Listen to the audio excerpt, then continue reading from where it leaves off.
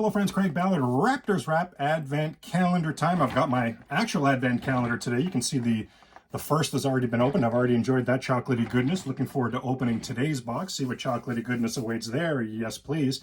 Now, as today is the second, let's go ahead and open our second door on a Raptors Advent Calendar and see what goodness awaits us. Number 2, as in the two-point basket. Well, most two-pointers attempted and also most two-pointers made in Raptor franchise history, those records belong to Vince Carter.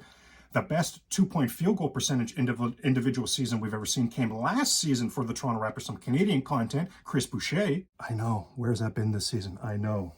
Now, as far as wearing the number 2 for your Toronto Raptors, the first Raptor to wear number 2 was a lot of fun. Do you remember the Big O, Oliver Miller?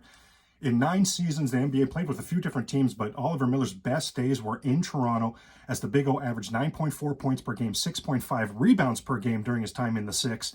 Now, clearly the most important and best number 2 in Raptor franchise history. Let me put it up there so you can see it. Of course, we're talking the Claw, Kawhi Leonard. Yes, only here for 1 season. Yes, indeed, but wouldn't we have to acknowledge what a season? 26.6 points per game for Kawhi Leonard that season. That's third best in Raptor franchise history. Only DeMar DeRozan at 27.3 in the 16-17 season, and Vince Carter 27.6 in the 2000-2001 season. Those are the only Raptors that ever averaged more points per game than Kawhi. And speaking of the number 2, no contribution Kawhi made to the Raptors was bigger than after being down 2-0 in the Eastern Conference Finals to the Milwaukee Bucks, returning home to the Six for Game 3. Nick Nurse and the Raptors made an adjustment that would change the course of that season.